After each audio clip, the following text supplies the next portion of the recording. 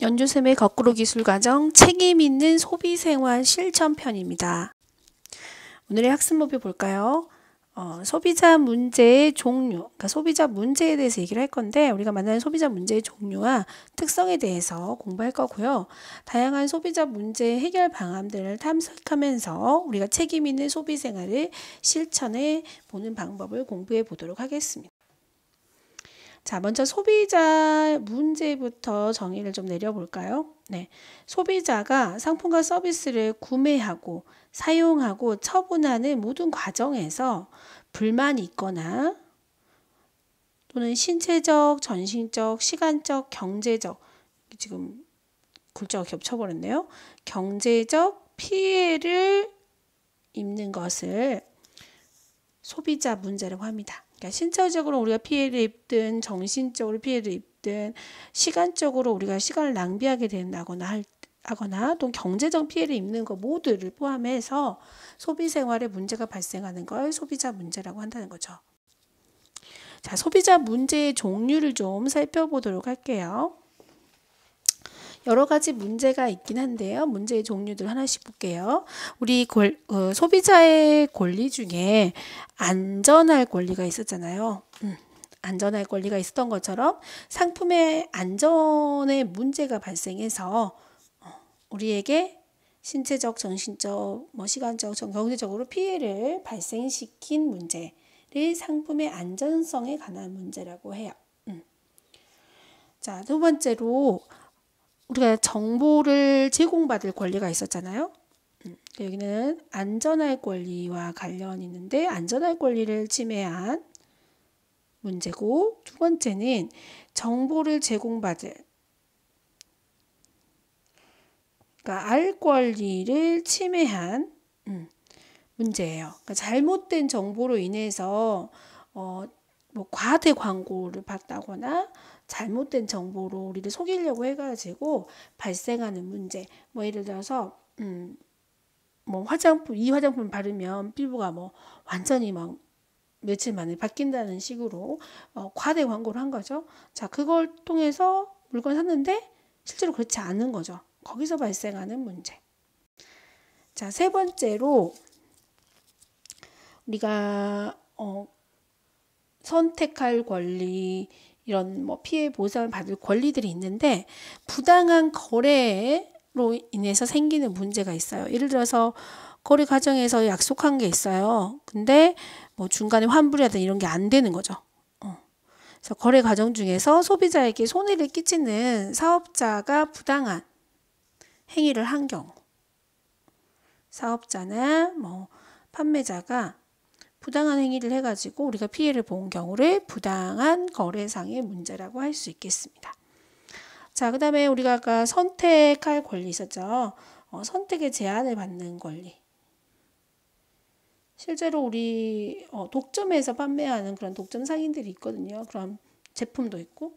네, 그런 문제들이 발생해요. 그러니까 상품의 서비스의 종류가 한 가지거나 선택할 수 없는 상황이 있을 수 있거든요.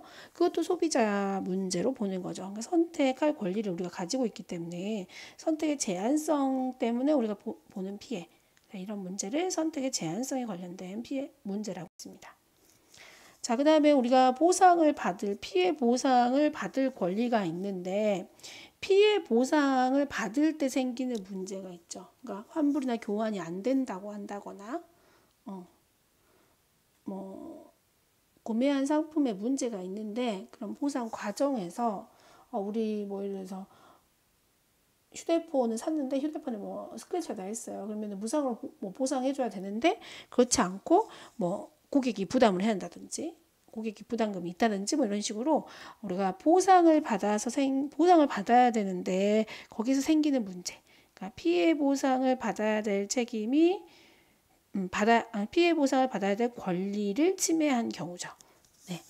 자, 그다음에 여섯 번째는 환경 오염 문제예요. 우리가 안전하고 쾌적한 환경에서 소비할 권리가 있잖아요. 그런 권리를 침해한 경우. 그러니까 우리가 물건을 샀는데 환경 오염을 시키는 제품, 환경 오염의 원인이 되는 것을 생산하고 우리가 그런 걸 소비하게 만드는 그다음에 뭐 포장이 너무 과대하게 되어 있다는 거. 요즘 이게 환경 문제가 심각하다 보니까 포장재, 그다음에 우리 택배 박스에 심지어 테이프까지도 환경에 해가 되지 않는 것들을 하는데, 이제 너무 작은 물건 사는데 포장을 크게 해가지고 보낸다든지 이런 것도 문제가 되는 거죠. 자, 이런 문제들이 좋고요. 또 우리가 이제 알아야 될 건 그런 문제들이 발생했을 때 우리는 이제 어떻게 해결을 해 나가야 되느냐죠.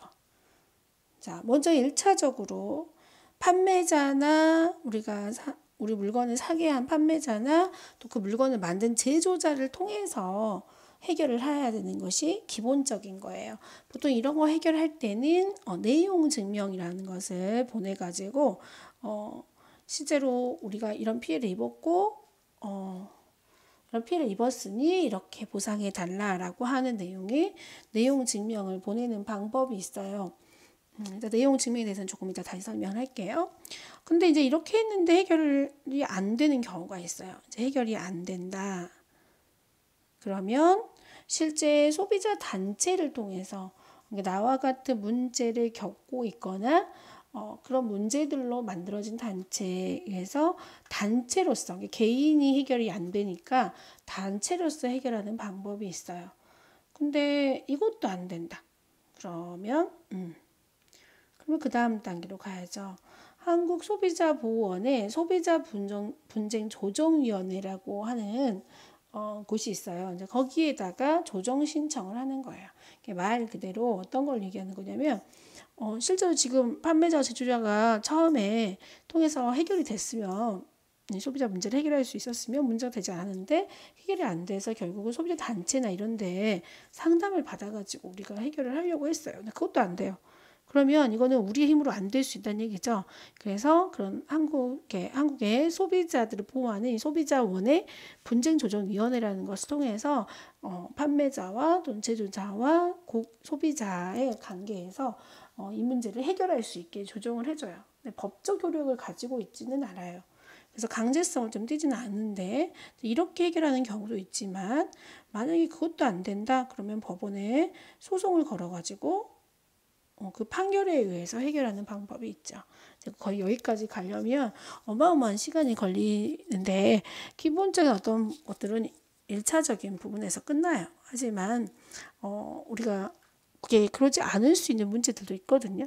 지금도 계속되고 있는 문제도 있고 과거부터. 그래서 이 단계를 우리가 좀 알고 있어야 문제가 발생했을 때 해결을 할 수가 있겠죠. 자, 그리고 한 가지 알아야 되는 거, 우리 소비자 단체나 우리 소비자 상담을 받아야 될 때 소비자 상담 전화가 있어요. 1372라고 하는 소비자 상담 전화가 있어요. 이 정도는 우리가 알고 있는 게 우리가 전문적인 소비자의 문제, 지금 우리가 기본적인 권리나 책임, 문제의 종류 이런 것들을 알고 있지만 실제로 법적인 건 잘 모르잖아요. 그래서 그걸 도와주는 소비자 상담 전화 정도는 알고 계셔야 될 것 같아서 알려드리고요.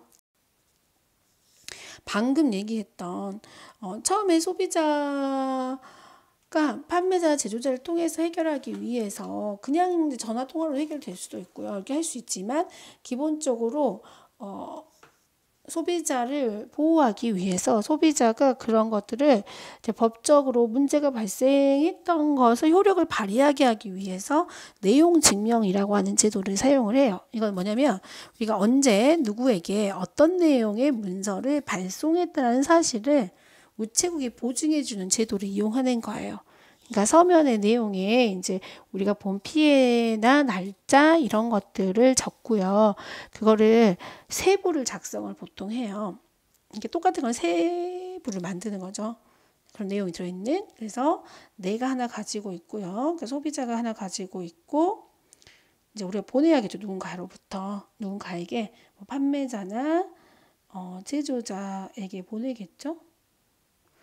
이 한 부 갖고 있고 우체국이 또 한 부를 갖고 있는 거예요. 그래서 이거를 객관적인 사실로 만들어 놓는 거죠. 이것도 요즘은 인터넷으로도 가능하게 되어 있어요. 이렇게 해서 우리가 소비자 피해를 받았을 때 소비자의 문제를 해결할 수 있는 첫 번째 제도고요. 그 그다음에 우리가 물건을 구매하거나 서비스를 이용했을 때 이제 취소나 환불을 받아야 되잖아요. 그걸 위해서 만들어 놓은 제도가 청약 철회 제도라는 게 있어요. 말 그대로 우리가 이제 물건을 살 때 어떤 약속을 한 건데 이거를 취소하겠다라고 하는 제도예요. 자, 이거 보통은 방문 판매나 통신 판매, 다단계, 할부 판매 등 여러 가지 판매 방식으로 상품을 구매했는데 일정 기간 이내에 구매한 걸 취소하거나 환불받을 수 있게 보장하는 제도예요. 보통은 지금 여기 방문 판매나 전화 권유 통신 판매 이런 것들은 보통은 14일 이내에 여러분이 나 취소하고 싶다, 환불하고 싶다고 하는 것을 알리면 환불이 되는 제도예요. 근데 이 청약 철회 제도는 그 상품에 당연히 문제가 있거나 할 때 당연히 청약 철회가 가능해야 되죠. 근데 이제 예를 들어서 이런 경우도 있어요. 소비자가 단순하게 나 이거 살려고 처음엔 했는데 취소하고 싶다, 환불하고 싶다, 살려고 했던 걸 후회한다, 뭐 이럴 수 있잖아요. 그랬을 때도 사용할 수 있는 제도예요. 이거를 보통 단순 변심이라고 하거든요. 그러니까 이 기간에 내가 취소나 환불을 원한다라고 할 수 있게 만들어 놓은 제도죠. 그 다음에 뭐 전자상거래나 할부 판매 같은 경우는 7일 이내에 청약 철회를 할 수 있는 제도예요. 하지만 여기 단 전제가 붙죠. 어떤 전제? 상품의 문제가 없어야 되고 그때 구입한 상품 그대로여야 되고 특히 뭐 도서나 음반 같은 경우는 우리 포장을 뜯어버렸어요. 포장을 뜯어버렸다. 그러면 그거는 이 제도를 사용할 수가 없어요. 청약 처리를 못하는 그 제품이고요.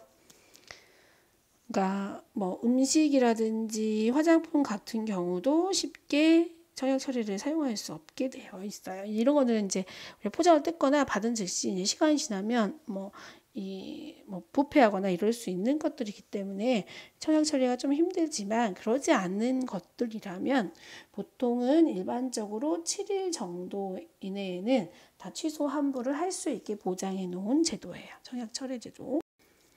자, 그 다음에 소비자가 피해를 입었을 때 이걸 좀 도와주는 제도가 있어요. 구제 제도라고 하거든요. 소비자 피해 구제 제도가 두 가지 정도는 좀 알아놓으면 좋겠죠. 첫 번째 리콜 제도예요. 리콜을 많이 들어봤어요. 뉴스 같은데 어떤 상품에 결함이 있다는 것을 제조자가 알게 된 거죠. 그랬을 때 그 생산한 제조자가 그 상품을 회수해가지고 점검하거나 교환해주거나 수리해주는 제도. 보통 이게 자동차 같은 경우 많이 리콜을 해요. 네, 그러니까 어떤 자동차를 만들었는데 이제 사람들이 사용하다 보니까 그 상품에 결함이 있다는 거죠. 뭐 엔진에 문제가 있다든지 브레이크 이런 게 문제가 있다, 센서에 문제가 있다 그러면은 그 제품을 산 사람들의 기록을 다 조사를 해가지고 안내를 해주고 그거를 언제 이게 회수를 직접 할 수는 없지만 직접 며칠까지 자동차를 가지고 뭐 지정된 뭐 정비업소에 가면 점검해주거나 그 제품을 제품에 들어가는 부품을 교환하거나 수리해주는 제도가 리콜 제도라는 제도가 있어요.